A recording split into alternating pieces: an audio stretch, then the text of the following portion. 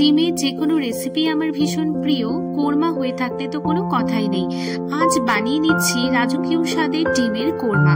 চলো দেখে নিই কিভাবে বানাচ্ছি। এখানে সেদ্ধ করা 3টে ডিম নিয়েছি। সেদ্ধ করা ডিমগুলো চারিপাশে এক এক করে কেটে নেব।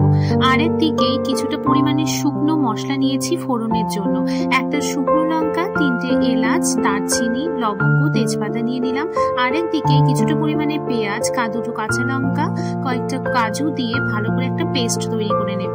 কড়াতে সাদা তেল দিয়ে ডিমগুলো এক এক করে সুন্দরভাবে ভেজে তুলে নেব। মিডিয়াম সাইজের পেঁয়াজ কুচিয়ে নিয়ে সেই তেলের মধ্যে দিয়ে দিলাম। বেরেস্তার আকারে বেশ লাল লাল করে ভেজে নেব। ভেজে তুলে নিচ্ছি।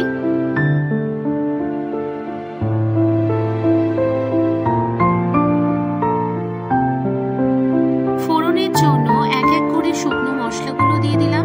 একটু নাড়াচাড়া করে নিয়ে বেশ মিষ্টি একটা সুন্দর গন্ধ উঠতেই বেটে রাখা মশলার মিশ্রণটা দিয়ে দিচ্ছি। জল ধুয়ে তাতে দিয়ে দিলাম।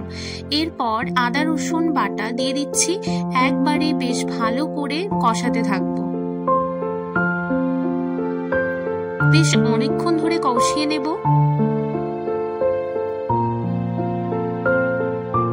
কিছুটা পরিমাণে দই দিয়ে দিলাম। এখানে আমি হাফ কাপ মতো দই ইউজ করছি। 1 চা চামচ মতো নুন যোগ করছি। দইয়ের সাথে মশলার মিশ্রণটাকে বেশ ভালোভাবে মিশিয়ে নিচ্ছি। এবারে 1 চা চামচ মতো জিরে গুঁড়ো, 1 চা চামচ মতো ধনে গুঁড়ো, কিছুটা পরিমাণে গরম মশলার গুঁড়ো দিয়ে আবারও মশলা মিশ্রণটাকে মেশাতে থাকছি। বেশ অনেকক্ষণ ধরে কষাতে থাকবো। কষানোর থেকে তেল ছেড়ে এলে বুঝতে হবে মশলা কষে গেছে। এবারে কিছুটা পরিমাণে জল দিয়ে দিচ্ছি। জলের সাথে মশলাগুলোকে ভালোভাবে মিশিয়ে নেব একটা গ্রেভি তৈরি করার জন্য। গ্রেভিটা বেশ ভালোভাবে ফুটতে থাকলে আস্তে আস্তে ডিমগুলোকে দিয়ে দিচ্ছি। ডিমের সাথে গ্রেভি ভালো করে মিশিয়ে নেব। রান্নার স্বাদ ব্যালেন্স করার জন্য বেশ সামান্য পরিমাণে চিনি যোগ করছি।